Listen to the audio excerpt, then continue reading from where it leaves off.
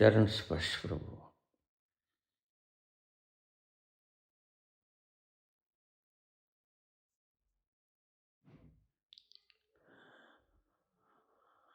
परम प्रकाश।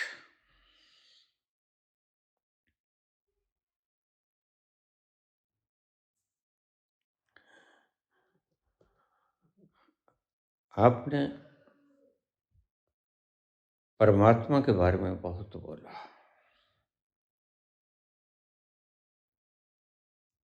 इंसान को अपनी जिंदगी कैसे जीनी चाहिए,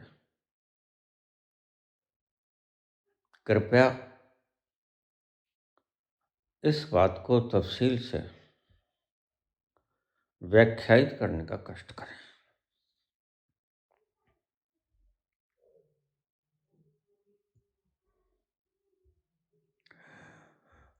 प्रश्न अच्छा है,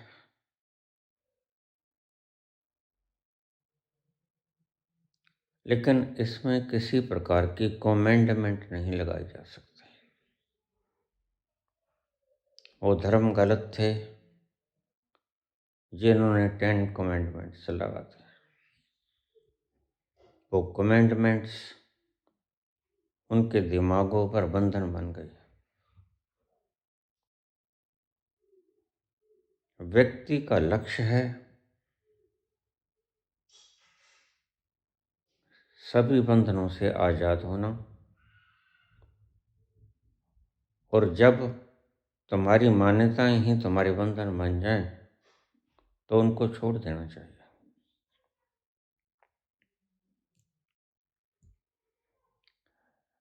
यही सुखी जीवन की शुरुआत है।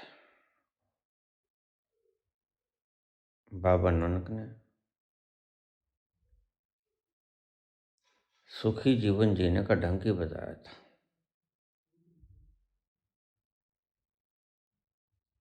लेकिन हम लोगों ने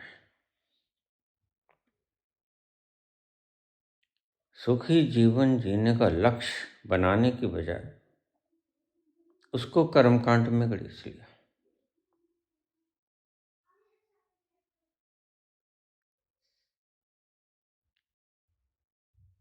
कृत करो, नाम जपो,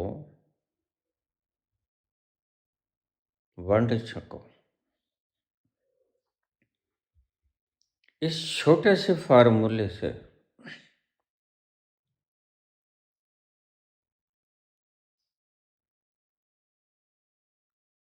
अगर आप अपनी जिंदगी को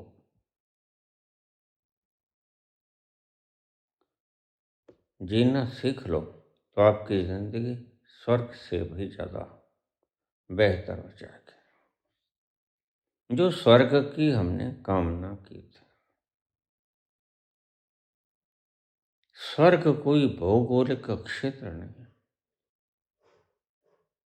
हमारी ही बनाई गई जीवन की व्यवस्थाओं का सुचारू रूप से चलना स्वर्ग होता है।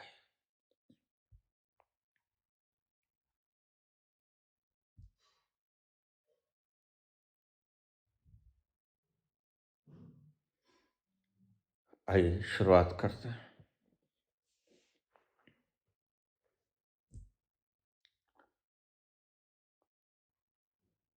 सार्थक चीजों को अपनाओ, व्यर्थ की चीजों को छोड़ दो।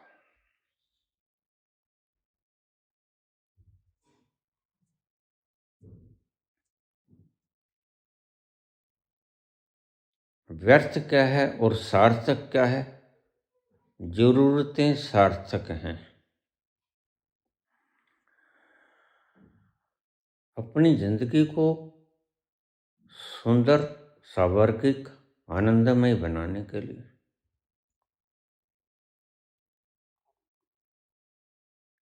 किसी शास्त्र का सहारा ना लेना।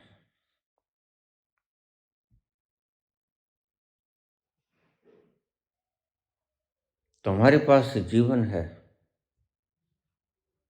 इस जीवन से सीखना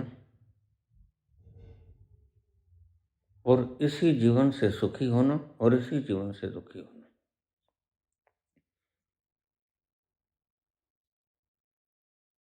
भगवान कृष्ण के इन शब्दों का अर्थ यहाँ भी सार्थक है।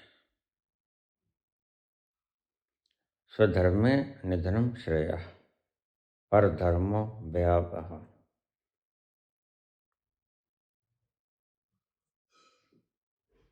जिंदगी को अपने ढंग से जियो, फिर अगर दुख भी हो जाए तो कोई बात नहीं, एक प्रयोग हो गया और वह प्रयोग तुम्हारे बड़ा काम आएगा।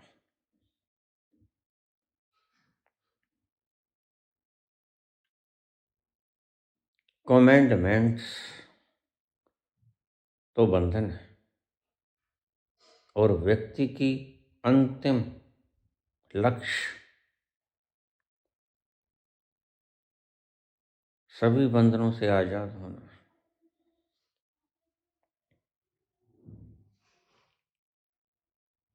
कर्त करो, सबसे पहली बात। इस शरीर को चलने के लिए जो चीजें जरूरी हैं वो अपनाओ। इसका खान पान,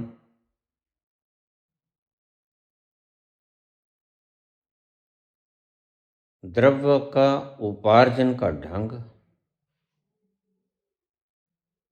शरीर को ऐसी वस्तुएं मुहैया कराना जिससे आनंदित जीवन जिया जा सके।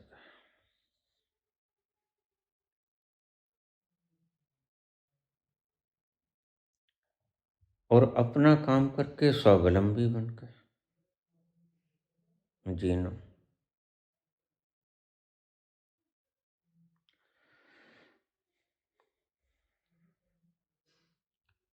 खुद के प्रयास से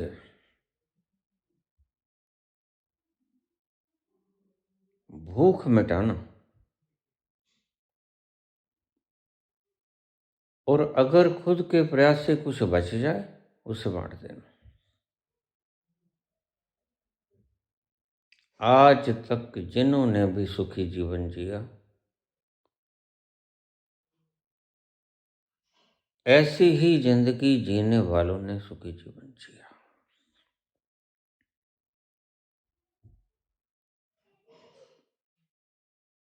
क्योंकि यह सत्य है कि मनुष्य अपने संग कुछ लेकर नहीं आता, और यह भी सत्य है कि मनुष्य अपने संग कुछ लेके भी नहीं जाता।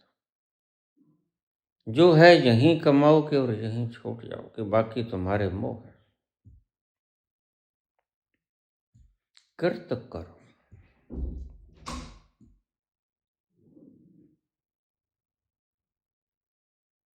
यह करने योग्य है।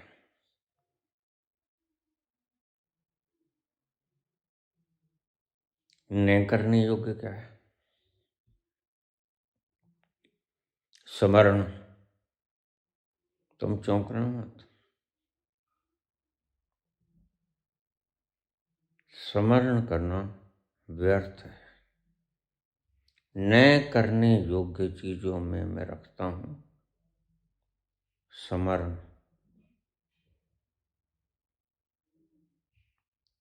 स्वर्ण स्मरण व्यभिचार है, स्मरण पागलपन है।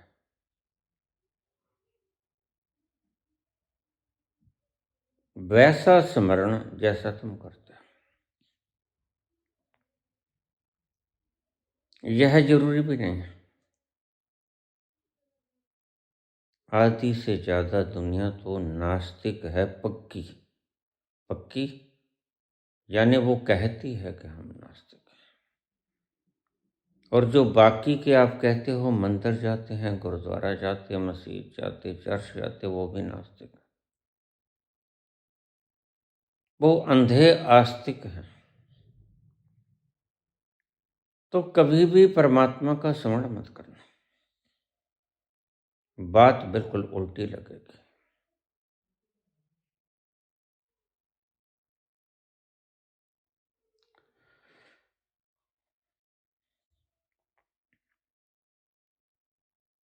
स्मरण के क्षणों को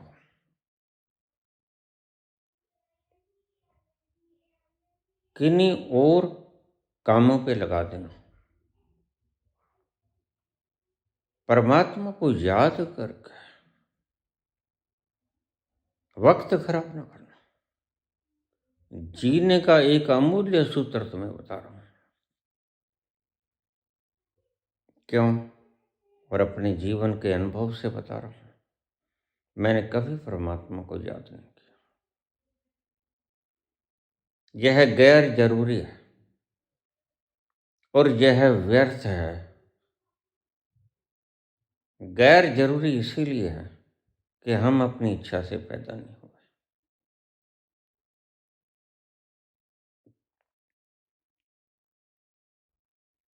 सब बकवास है जो लोग कहते हैं कि तुम अपनी इच्छा से पैदा हुए। जो पहला व्यक्ति बना होगा उसकी क्या इच्छा रही होगी? तुम उसे आदम कह लो, तुम उसे मनु कह लो। आदम ईव की जोड़ी, मनु शत्रुपा की जोड़ी, उनकी स्वयं की क्या इच्छा रही होगी उन्हें पता ही नहीं होगा।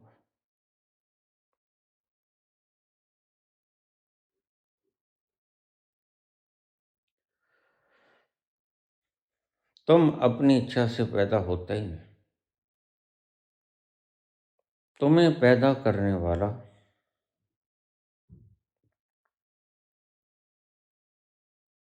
कोई और जिम्मेवार है और सारी जिम्मेदारी उसकी है। इसलिए मुझे लोग कह देते हैं बाबा आप परमात्मा हो, सृष्टि आपने बनाई। मैं कहता हूँ ना भाई, मुझे पता है पीटेगा ये, क्योंकि मैंने कहा कि हाँ मैंने बनाई, तो फिर उस किसान की बात मुझे याद आती है कि अगर किसी दिन परमात्मा मिल गया तो पंडित जी मैं घसा घसा के इतना कर दूंगा उसको। ये बैठी करेंगे, ये भी बनाया तो क्या बनाया।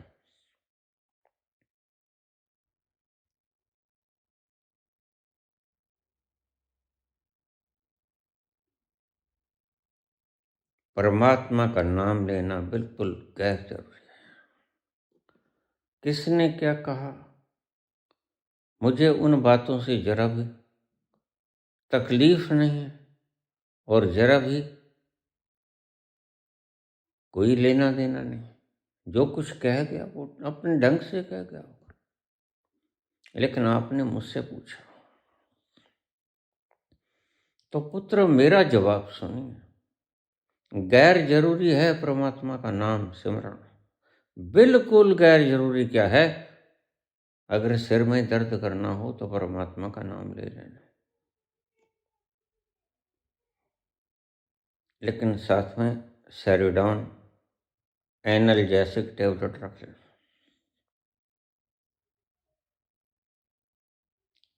क्योंकि व्यर्थ की जगाई है परमात्मा का नाम। एक प्रकार का दंड दे रहे हैं ये मार्गदर्शक तुम्हें।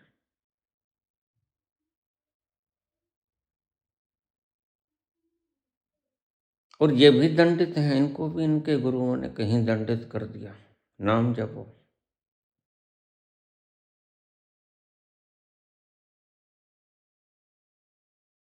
अगर किसी शब्द का अर्थ गलत हो जाए, वहां गलती हो जाए तो गलती सुधार लेना चाहिए।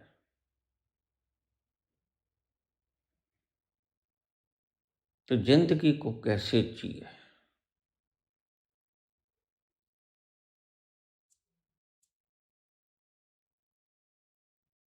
कर्त करो सबसे पहला, ये तो जरूरी है।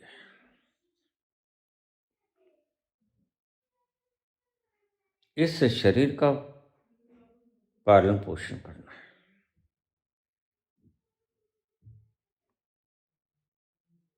इसके हर पल सांस चलती है, दिल धड़कता है, एनर्जी की जरूरत पड़ती है।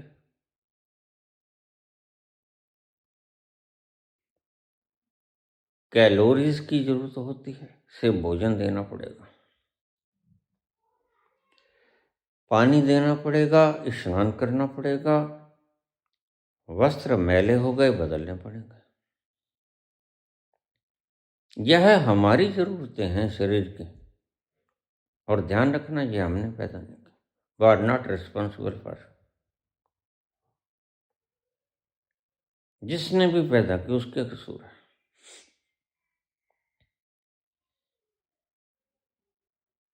मेरे पास लोग आ जाते हैं, बाबा आप क्या सिखा रहे हो? मैंने कहा सत्य।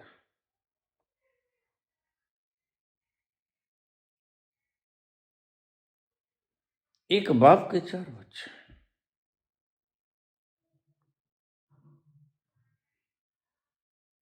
निश्चित रूप से तुम कम से कम 20 साल तो बड़े होगे, और आजकल तो 30-35 साल के बाद शादी होती है। तो 30-35 सालों में तुमने जो जोड़ा, और बच्चे जब बड़े होंगे तो तुम 60 के हो जाओगे, तो 60 में तुम्हारी रिटायरमेंट हो जाएगी। बच्चों ने अपना नया जीवन शुरू करना है।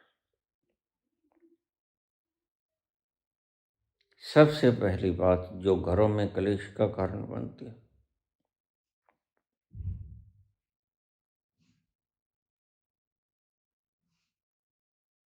वो बनती है बंटवारा। बंटवारा।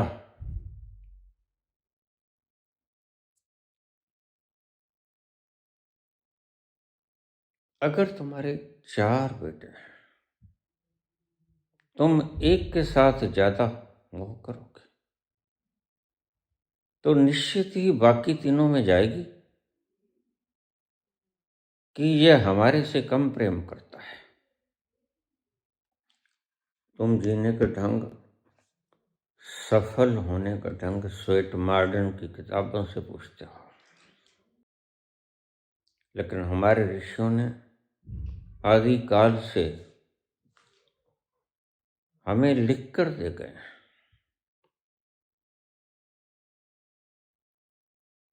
सबसे पहला पुरुषार्थ, प्रयास, इसको मत छोड़ो।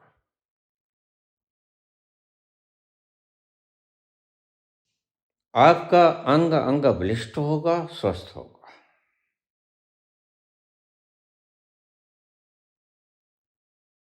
घंटा आध घंटा खुली हवा में बैठना,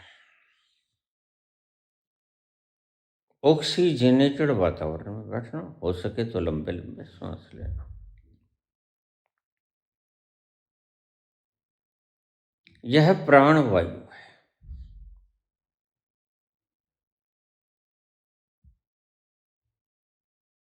शुद्ध सात्विक भोजन खाना।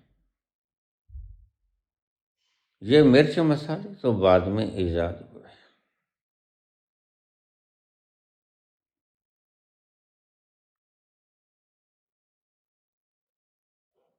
नमक जरूरी है।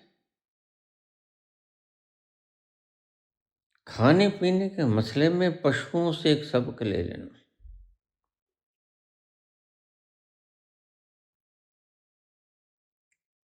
पशु को आप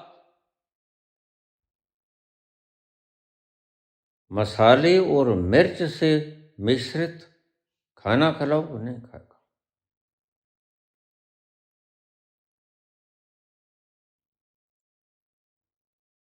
जितनी भूख है उतना खाएगा, बाकी का छोड़ के चला जाएगा।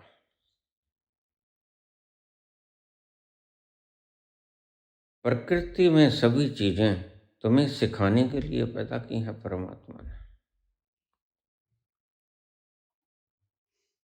प्रकृति से सीखो, पेड़ से सीखो दूसरे के लिए जीना। वह तुम्हें छाया भी देता है, मीठे फल भी देता है, ठंडी हवाएं भी देता है, और धूप से भी बचाता है।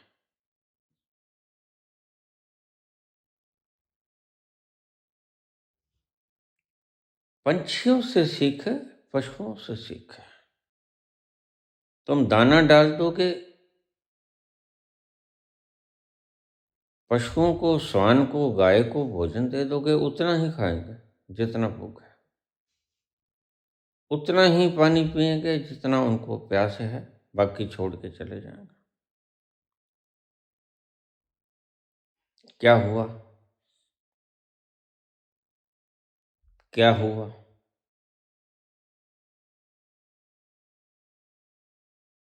काश अब तुमने पूछ लिया पुत्र, तो मुझे बताना भी पड़ेगा। मैं जानता हूं तुम्हारा अंतस इस बात की गवाही नहीं देगा।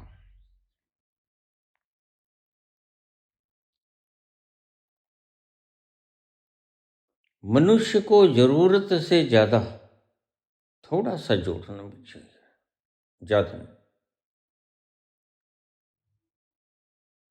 क्योंकि वह जोड़ना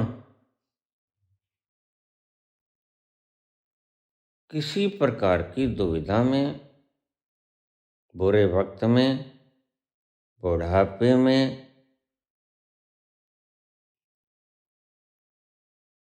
किसी एक्सीडेंटल वक्त में, मुसीबत काल में वह काम आएगा। और अगर तुम्हें काम नहीं आएगा तो किसी दूसरे के काम आएगा, उसको दे देना। लेकिन जरूरत पूरी करने के बाद अगर तुम में क्षमता है, जो कि अक्सर होती है, तो जोड़ना। बस मनुष्य में और पशु में इतना ही फर्क होना चाहिए। मनुष्य जावा इसीलिए सर्वश्रेष्ठ कहा गया कि पशु दूसरे के लिए नहीं सोचता, मनुष्य दूसरे के लिए सोच सकता है। पशु चाहता भी तो दूसरे के लिए सोच नहीं सकता जितना मनुष्य सोच सकता है।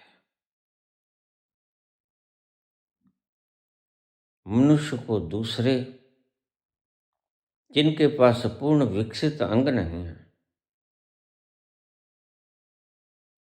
हाथ पांव हैं तो ठीक से नियोजित नहीं है। अब हमारी सभी उंगलियां देखिए 50 डिग्री के ऊपर है, लिख सकते हैं जल्दबाजी से।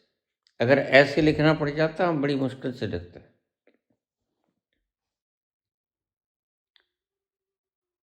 भीतर बाहर के अंग बड़े ढंग से बनाए परमात्मा ने। सबसे बड़ी जो चीज परमात्मा ने एक्स्ट्रा दी मनुष्य को, वह है विवेक। बुद्धि तो थोड़ी घनी सभी के पास होती है, विवेक नहीं होता। निर्णय की क्षमता, उसे विवेक कहते हैं।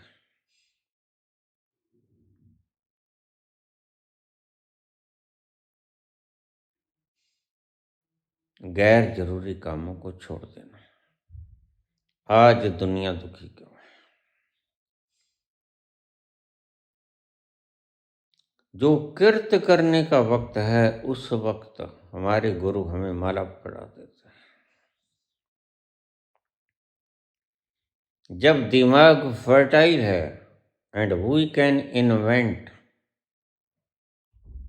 तब हमारे हाथ में माला पकड़ाई जाती है कि जाओ रेपिटेशन करो किसी भी नाम का। इससे बड़ा पागल कृत्य कोई है ही नहीं। भूल कर भी कभी किसी नाम को जप नहीं करना, व्यर्थ में शक्ति को खराब करोगे। मेरी बातों को हृदय के भीतर बसा लेना, कभी मार नहीं खाओगे। और यह मैंने अपनी जिंदगी से सीखा, और जिंदगी से सीखा। मेरा बाप कोई इतना धनी नहीं था, बस इतना सा था, उसने जरूरतें पूरी की और थोड़ा सा जोड़ा, थोड़ा सा जोड़ा।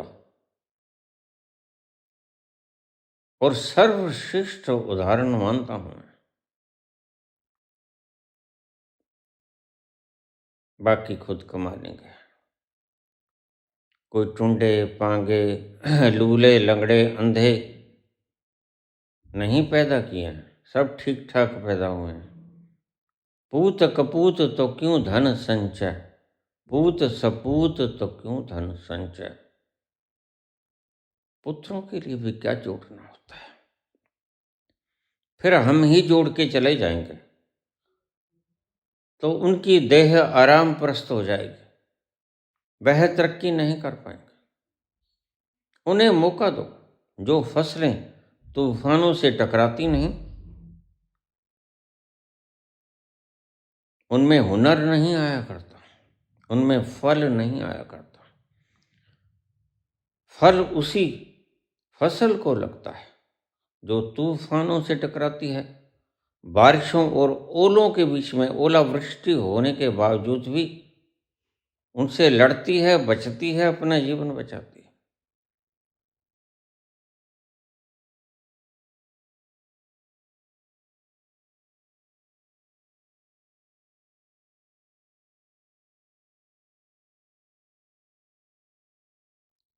परमात्मा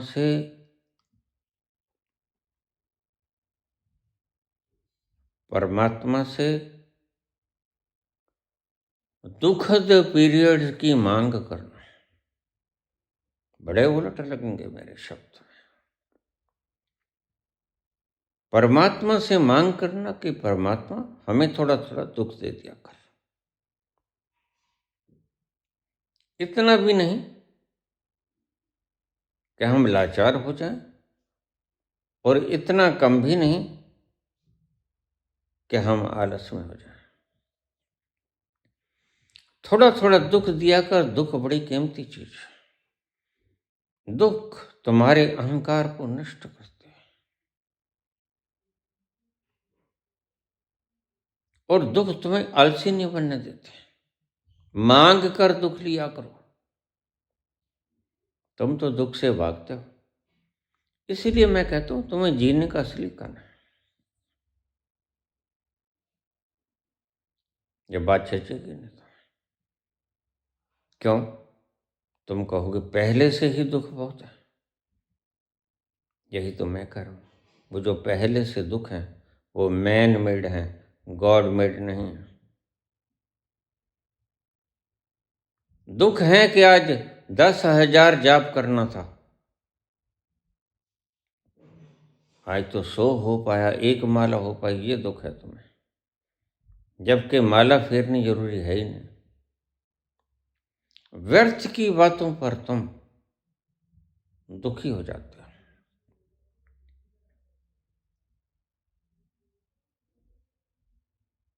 व्यर्थ की बातों को छोड़ दो।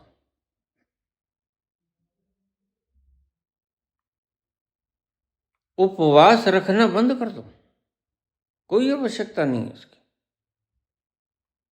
मशीनरी लगातार भीतर की चलती रहे। अब हार्ट को कहाँ आराम मिलता है? और अगर जिस दिन हार्ट ने आराम कर लिया उस दिन बस तुम आराम कर लोगे। भीतर की सारी प्रणाली शनै शनै निरंतर चलती रहे। जब आराम करना है अपने आप आराम कर लोगे। प्रकृति ने ये व्यवस्था की हुई है। जब तुम्हारे शरीर को आराम की जरूरत पड़ेगी, प्रकृति तुम्हें सुस्ती दे देगी और कहेगी, तुम्हें इंगित करेगी कब थोड़ा आराम कर लो। दिन भर के थके हारे प्रकृति तुम्हें कहेगी सो जाओ।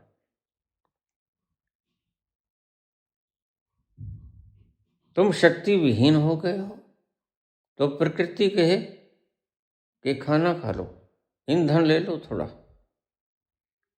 प्रकृति के भीतर ये मापदंड पहले से तय है, सारे पैमाने लगा दिए गए हैं।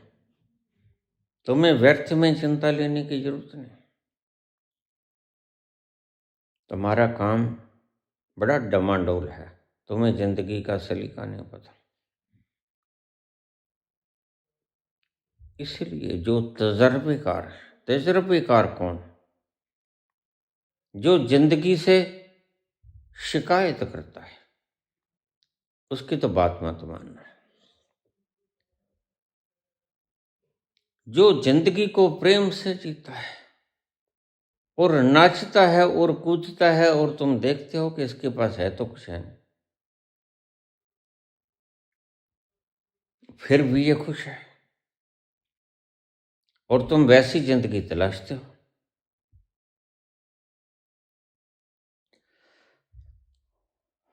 उसको गुरु बनाना, उससे पूछना कि बताओ हमें जीने का ढंग, क्योंकि तुम सुखी हो। सुख को जीवन के जीने का ढंग बना लेना, जो पहले से ही रो रहा है,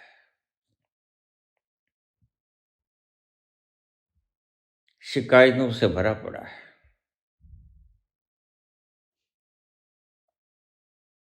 और तुम्हारी शिकायतें भी बड़ी अटपटी हैं। शिकायतें ये हैं कि बाल घुंघराले क्यों नहीं हुए।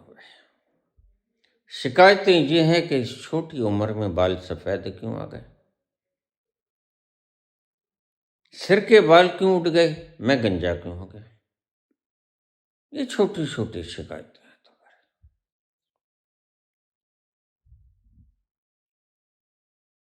जो जिंदगी को आनंद से जीता, उसको गुरु मान लेना, उससे पूछना कि तुम्हारी आनंदमयी अवस्था का राज क्या है। बस कहीं और जाने की जरूरत नहीं। जो व्यक्ति रस को पिए है, उसको गुरु बना लेना। सीधा सीधा लक्षण तुम्हें बताया। जो अभी दुखी है, जो अभी अभाव से ग्रस्त है,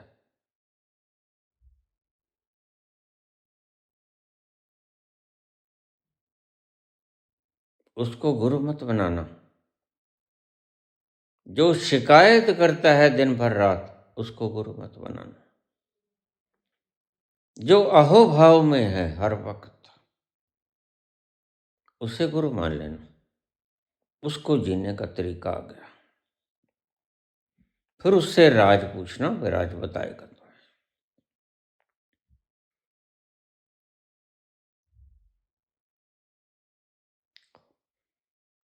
कृत कर, नाम जप। नाम जप क्या है? बाबा के इन अर्थों को जितना मिस यूज तुमने किया और गलत एक्सप्लेन जिस तुमने किया, उतना किसी शब्द को नहीं किया। नाम जपो का मतलब उसकी कभी कभी याद आएगी, स्वतः आएगी। जब तुम ज्यादा दुखी होगे तो उसकी याद आएगी। हे भगवान, जिंदगी में इतना दुख है तो याद आएगी, तुमने करना नहीं। सबसे बेकार दोहा अगर मुझे लगता है तो यही लगता है, दुख में सुमरण सब करें, सुख में करे न कोई। देखिए, जो बात मेरे चलने में बाधा पहुंचाएगी, मैं उस अड़चन को बुहारी से साफ करूंगा। वो शब्द किसके हैं ये जाने बगैर। वो कृष्ण के हैं, कबीर के हैं, नानक के हैं, या किसके हैं। उस वक्त के परिस्थिति के अनुसार बोले होंगे, आज गैर जरूरी हो गए।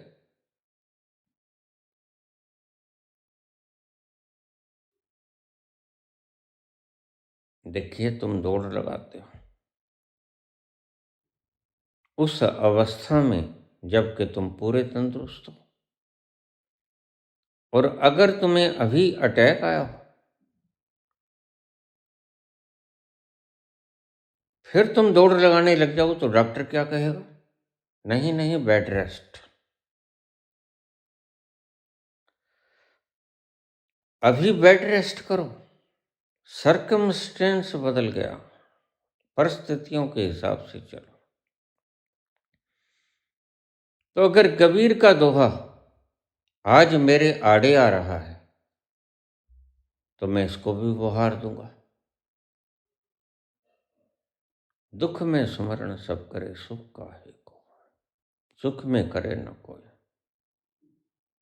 सुख में सुमरण जो करे, दुख काहे का होए। सबसे व्यर्थ दोहा मुझे कबीर का यही लगता है। इसने हमें दौड़ना सिखा दिया।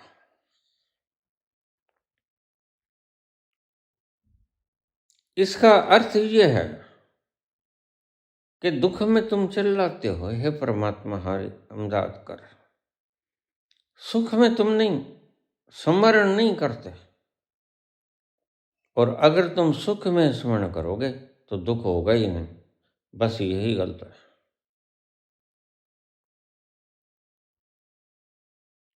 कबीर ने कुछ और कहा था, तुमने कुछ और समझ लिया।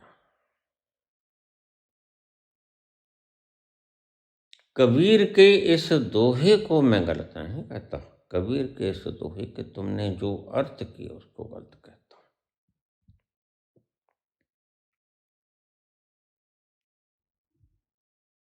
दुख में तो सहजता से तुम रहोगे, चीख निकलेगी, वो स्वाभाविक है। बिल्कुल उसी तरह से सुख में भी अगर धन्यवाद निकले तो वह स्मरण बिल्कुल सही है। अब समझिए मेरी बात को। तुम गैर जरूरी वक्त पर माला लेके बैठ जाते हो, रिश्वत की तरह परमात्मा को नाम, और तुम अहंकारी हो जाते हो। देखो, तुमने हमें जन्म दिया, जीने के साधन दिए, हमने तुम्हारा नाम लिया।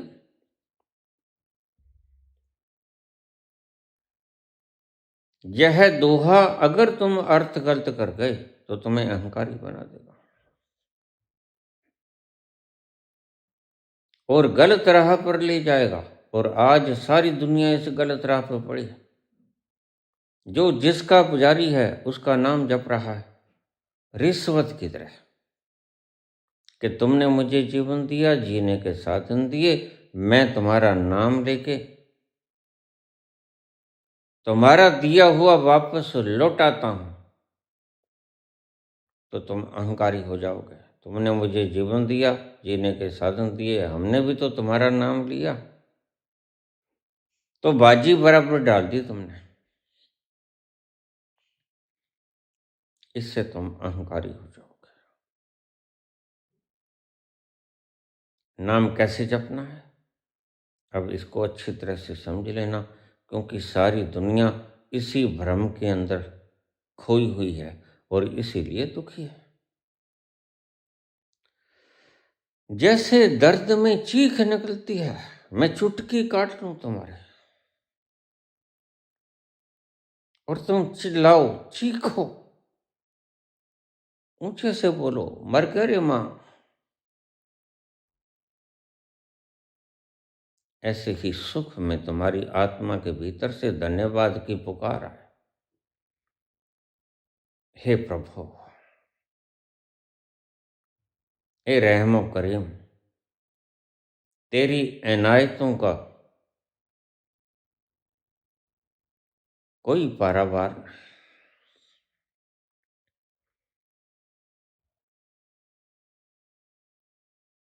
तू रहमो करीम,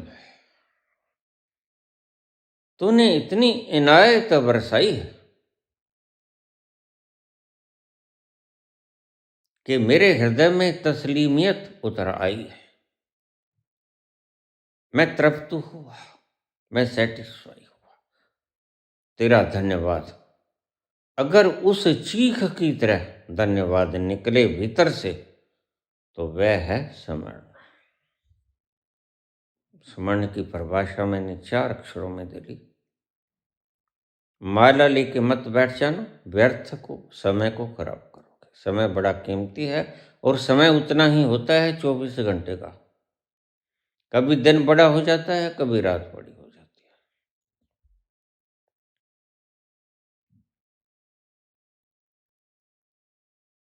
तुमने पूछा पुत्र,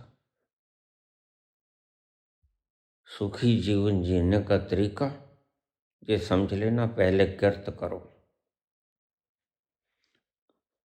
अगर तुम कृत नहीं करोगे, देखिए पहले मैं कहा करता था 70,000 करोड़, वह तो गया।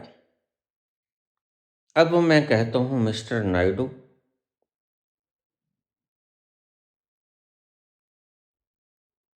और अडानी जी और बाकी भी लोग हैं। धीरे धीरे, नहीं नहीं हंसो मत, मैं कुछ नहीं करता। व्यक्ति के कर्म ही उसे डुबो देते हैं, मुझे कुछ करने की जरूरत भी नहीं।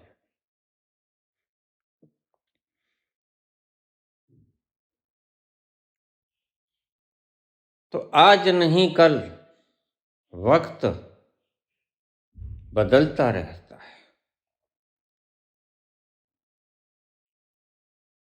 फिर हम पूछेंगे नायडू से, साहब जरा ये बताना कि तुम जेल में किस केस के कारण थे और क्या सेटलमेंट हुआ कि तुम जेल से बाहर आ गए और मुख्यमंत्री बन गए। क्या थी डील, क्या था सेटलमेंट, और जेल में क्यों थे ये बता दो थोड़ा सा। और जेल से बाहर किस सेटलमेंट के कारण आए, अधीन आए, वो बता दो बस। अब दूसरा हिसाब नायडू से और अडानी जी से तो सदा ही हिसाब मांगेंगे। क्यों तुमने करोड़ों लोगों का धन अपने संदूक में जमा करना चाहा, इसका जवाब दे दो हमें सही, जिससे हमारी आत्मा तृप्त हो जाए।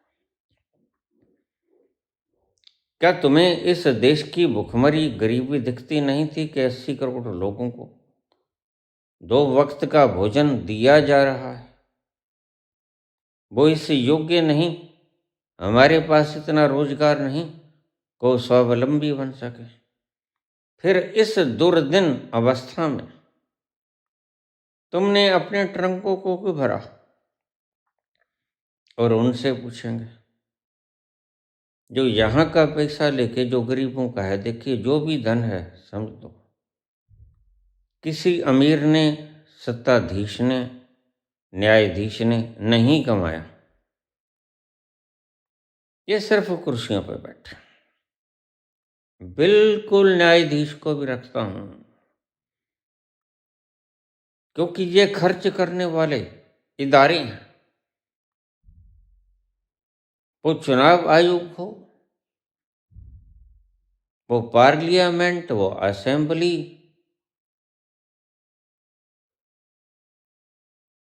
ये सारे कर्मचारी, पुलिस वगैरह, मिलिट्री वगैरह तो कुछ ज्यादा ही करता है आम लोगों से। इनको तो मैं धन्यवाद देता हूं, क्योंकि ये 24 घंटे काम करते हैं। लेकिन जो लोग इदारे हैं जिनके पास सत्ता है, उन लोगों से पूछूंगा मैं, ब्यूरोक्रेट्स।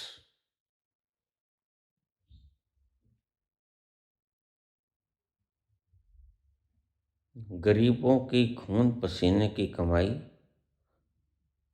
ऊपर से जलता हुआ 50 डिग्री का सूरज, पांव के नीचे से जलती हुई जमीन, निकलती हुई भड़ास और खेतों में हल चलाता हुआ किसान। उसकी कमीज पसीने से गीली होकर चमड़ी से चिपक जाती है। मैंने ऐसे किसान देखे।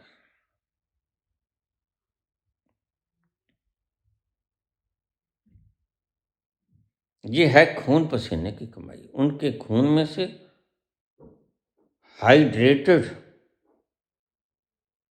पसीना निकला, डिहाइड्रेशन हुआ और वह पसीना चिपक गया कपड़े के साथ। यह है खून पसीने की कमाई। अगर कोई मुख्य सेवक, प्रधान सेवक, छोटा सेवक, मध्यम सेवक कोई कहे कि हमने मेहनत की, वो गलती करता है। यह कमाई है उन खेतों में, उस वक्त में जब तुम एयर कंडीशन रूम में दोपहर में सो रहे थे और साहेब विश्राम कर रहे थे, या साहेब ऊंची हवाओं में, हवाई जहाजों में ऊपर की हवा खा रहे थे। तब यह किसान बेचारा दोपहरी के सूरज में जलती हुई धरती और हल चला रहा था और बार बार प्यास लगती थी। वो क्षण मैंने देखे और 1-2 दिन नहीं, मुद्दतों तक देखे हैं, 30-40 वर्ष तक देखे लगातार। इसलिए किसानों से मैं विशेष संवेदनशीलता रखता हूं। मेरा मोह है इनकी ईमानदार मेहनत के प्रति। और सबसे ज्यादा तंग इस सरकार ने किसानों को ही किया है। बस तुम्हारी थोड़ी सी मैप के अंदर लकीर का इधर उधर कर देना लोगों की तकदीरों को बदल जाता है। इसलिए समझदार व्यक्ति को हमेशा गद्दी के ऊपर बैठाना, जो समझदार भी हो और जो करुणावान भी हो। दोनों चीजें आवश्यक है। अकेला समझदारी काफी नहीं, करुणावान भी होना चाहिए, करुणा भी होनी चाहिए उसके भीतर।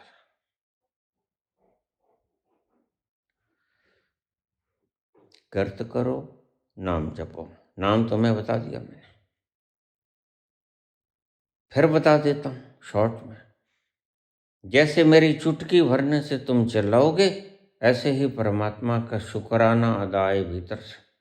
तुम इतने सुखी अवस्था के अंदर हाथ तुम्हारे ऊपर की तरफ उठ जाएं,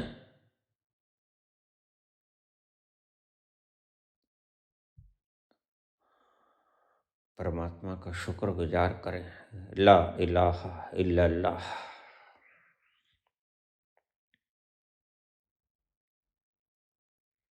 तेरा लाख लाख शुक्रगुजार है।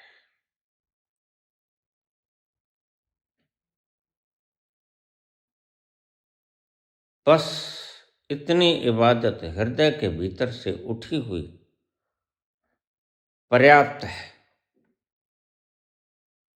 24 घंटे तुम गिन गिन कर माला करते हो और उसे तुम बैंकों के अंदर जमा कर देते हो।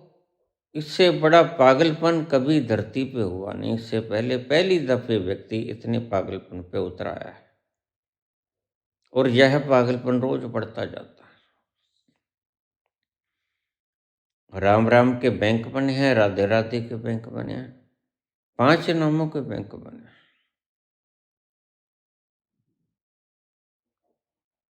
और यह ऐसी करेंसी है कि कहीं भी नहीं चलती। ना अमेरिका इसे लेता है, ना चाइना इसे लेता है, ना जापान लेता है, ना फ्रांस लेता है। और जिस दरबार की तुम बात करते हो वो वहां है ही नहीं जहां का आता पता तुमने बता दिया। यह करेंसी कहीं नहीं चलती, यह सड़ जाती है बड़ी बड़ी। तुम्हारी व्यर्थ की मेहनत बेकार हो गई है। तो मैंने क्या कहा, अपनी शक्ति को सार्थक चीजों पर लगाना। कृत करना यह सार्थक है। अगर थोड़ी सी ज्यादा कृत भी कर लो तो मुसीबत के वक्त में काम आएगा। अगर मुसीबत तुम पे ना पड़े तो किसी पे मुसीबत आए उसकी सहायता कर देना। दूसरों का दर्द अपना लेना। किसी के काम जो आए उसे इंसान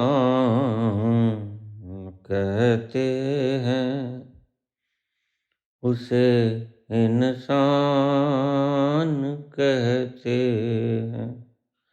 पराया दर्द अपनाए उसे इंसान कहते हैं, उसे इंसान कहते हैं। किसी के काम काम जो आए। मुशक्कत ज्यादा भी हो जाए तो कोई बात नहीं, जाप ज्यादा ना करना, जाप तो करना ही मत। यह तो बेकार की, आज सुन लो, लाख वर्ष बाद मेरी बात को सुन लेना। यह वो प्रयास है, परिश्रम है, जो सदा ही व्यर्थ हो जाता है, कभी काम नहीं आता, न संसार में न ब्रह्म।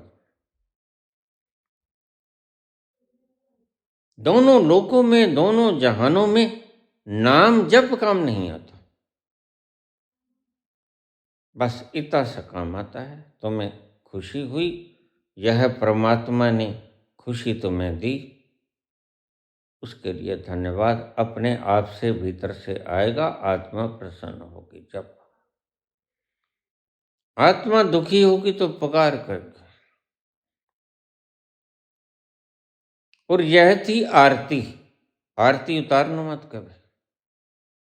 जब आर्त स्वर से दुखी होके तुम पुकार करो, तुम कहाँ गए महाराज? कहीं द्रौपदी ने आरती उतारी थी? जब सभी अवलंबन गिर गए तो द्रौपदी के भीतर से पुकार उठी थी, करो मत देरी। तुम कहाँ गए महाराज?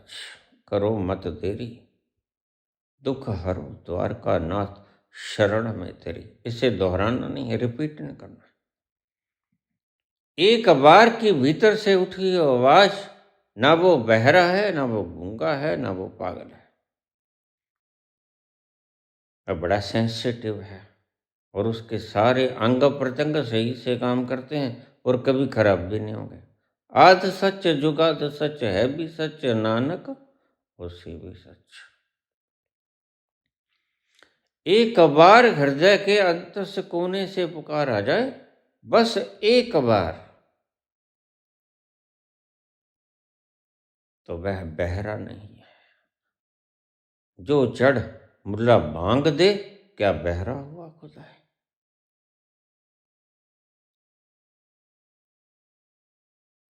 ये लाउड स्पीकर लगा के जो लोगों की नींदों को खराब करने वाले पापियों, तुम अपने घरों को देखो, कहीं ना कहीं तुम्हें दर्द और दुख मिलेगा। मैं तुम्हें बता देता हूं कौन सा दुख तुमने कमाया। सुबह सुबह किसी व्यक्ति को ब्रह्म मुहूर्त में जगा देना, इससे बड़ा अपराध कोई है ही नहीं। ये जो तुमने नियम कायदे कानून बनाए कि 3:40 पे ऊपर से अमृत झरता है, तो तुम पागल हुए हो। ऐसा कोई अमृत नहीं झरता 3:40 पे। जिस वेला में तुम कहो कि यहां ऊपर से अमृत गिरता है और तुम सदा के लिए अमर हो जाते हो। कितने ब्रह्म मुहूर्त आए और तुमने एक भी अमर देखा?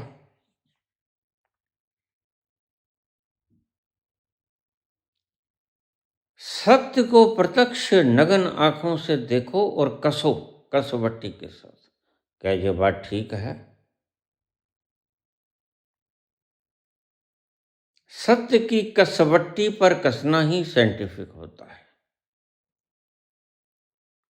परमात्मा के अनेक नाम मिल जाएंगे, लेकिन साइंटिफिक नाम तुम्हें एक ही मिलेगा, H2O, पानी का नाम। परमात्मा के अनेक नाम मिल जाएंगे, पानी के भी अनेक नाम मिल जाएंगे।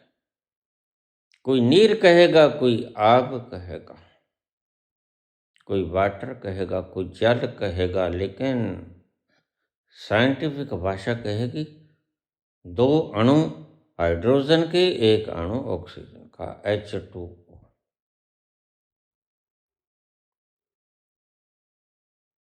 यह साइंटिफिक नाम है, बस जस्ट फॉर रिकॉग्निशन, पहचान करने के लिए। जैसे तुम्हारा नाम किसने रख दिया, तुम्हारा नाम ये नहीं तो फिर क्यों रखा? पहचान करने के लिए। अरे डब्बू, अरे मुन्नू, अरे टुन्नू, ये सिर्फ पहचान करने।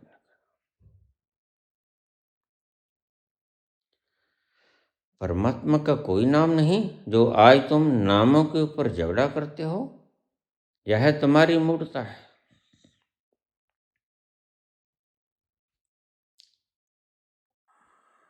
वंड छको, पहले कृत करो,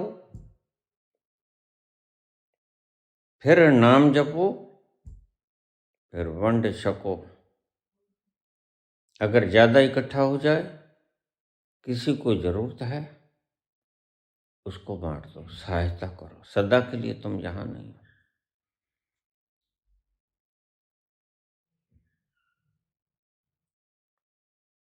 कभी जीवन में मैं तुम्हें एक बात कहूंगा, कभी सेठ बनने की इच्छा मत करना। जितना दुखी सेठ होता है उतना कोई भी नहीं होता, क्योंकि जितना कमाओगे उसकी रखवाली चोर ना लूट ले, डाका ना पड़ जाए, फिर सारी उम्र चौकीदारी भी तुम्हें ही करनी पड़ेगी। उतासा कमाओ जितनी से तुम्हें जरूरत है, तुम्हारे बच्चे भी पल जाएं। साईं इतना दीजिए तामे कुटुम्ब समाए, मैं भी भूखा ना रहूं, साधु ना भूखा जाए। साधु भूखा ना जाए। जितनी तुम्हारे पास गुंजाइश है उस वक्त की, उतना उससे दो।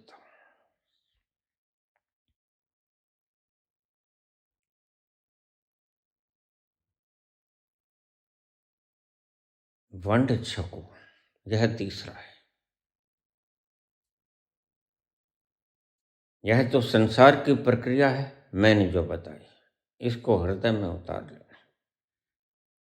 कृत करो, सबसे पहला नाम जपो, उसका शुक्राना अदा करो।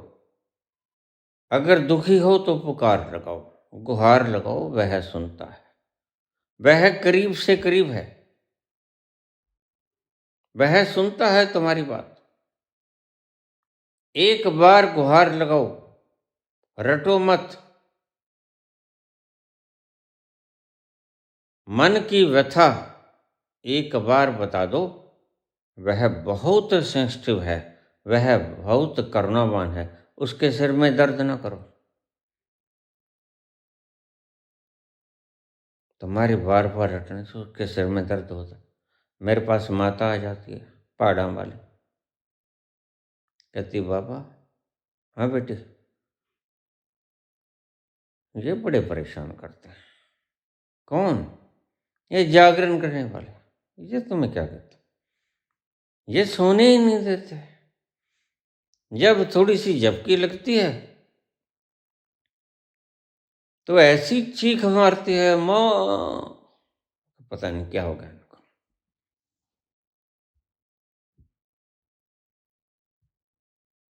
जब मैं वहां से भागती हूं, आती हूं जिसने पुकारा था, और देखती हूं सारी तरफ बस लोग रुदन ही कर रहे हैं। जाके देखती हूं तो बेसुरा व्यक्ति गा रहा होता है। देखती हूं तो पतराम जी गा रहे होते हैं।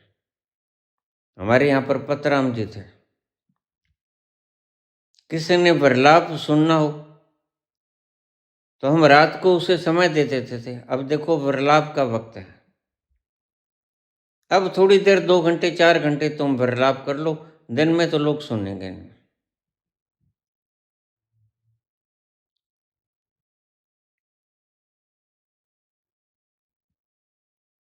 तो मैंने कहा बेटी मैं क्या करूं? तो पहाड़ा वाली माता कहती, आप बाप हो, आपको ना कहूंगी अपना दर्द तो और किससे कहूंगी? मैंने कहा पुत्री बिल्कुल मुझसे कहो, लेकिन मैं क्या करूं, मेरे आगे जो बच्चे हैं वो मूढ़ हैं, मूर्ख हैं। वो प्रेमानंद के शिष्य हैं। अब मैं क्या करूं बताओ? तुम जानते हो प्रेमानंद कैसे। वो कहते हाँ समझ गए। तो बस जा बच्चे, सो जा, कानों में रुई ठूस लिया कर। अरे बाबा, घनी दूर जाके डेरा डाला पहाड़ों में, मैदानों में तो ये रोज ही टेंट लगाए रखते हैं, वहां भी आवाज पहुंच जाती है, ये बड़े बड़े यूनिट लगा देते हैं।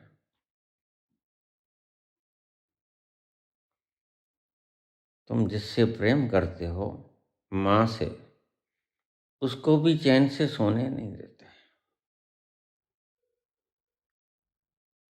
ये तुम्हारे देवी देवता सदा ही मेरे आगे आके शिकायत करते हैं, बाबा ये भक्त नहीं सोने देता। मैंने कहा घोटना मारा कर इनका सर में।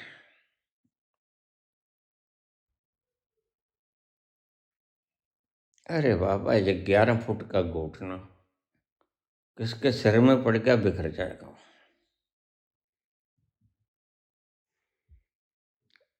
कृत करो, नाम जपो, वंड छको। भाई, संसार का काम समाप्त हो गया, तुम इसे आजमा के देखो। कृत करो, बेईमानी से मत करो। ऐसा नहीं तुम्हारे पास कोई नकल लेने आ गया तो उसे कहो कि 500 रुपये दो, फिर जमीन की फर्द मिलेगी, अन्यथा नहीं मिलेगी। मैंने पूछा प्रकाश सिंह बादल से, जब वो बहुधा आया करते थे, आप इन पटवारियों को पैसा नहीं देते क्या? कहते देते हैं। मैंने कहा फिर ये 500 रुपये, 200 रुपये, 100 रुपये मांगते हैं इंतकाल के, ये क्यों मांगते हैं? कहते ये बेईमान है, मत दिया करो। मैंने कहा ये काम नहीं करते, कलम छोड़ हड़ताल कर देते हैं। हड़ताल भी नहीं करते, हड़ताल भी करते तो भी काम कराओ। ये बड़े होशियार हैं, ये हड़ताल भी करते, कहते कलम छोड़ हड़ताल। ये नाम नया निकाल लिया, कंप्यूटर नहीं चलाएंगे, कलम नहीं चलाएंगे। इनका इलाज किया था प्रताप सिंह कैरो ने।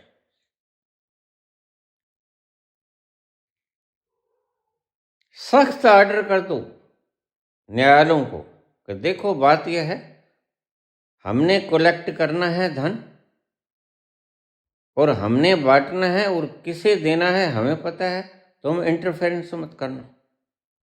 जो काम नहीं करता, जो नालायक है, जो सुस्त है, जो लेजी है, जो बेईमान है, उसको हम निकालेंगे।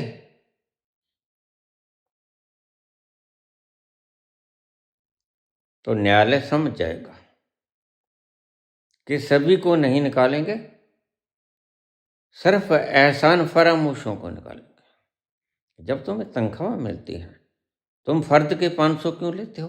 लेकिन मेरे कहने से कोई नहीं रोकेगा। क्यों? मेरी ये बात वहां तक पहुंचेगी नहीं।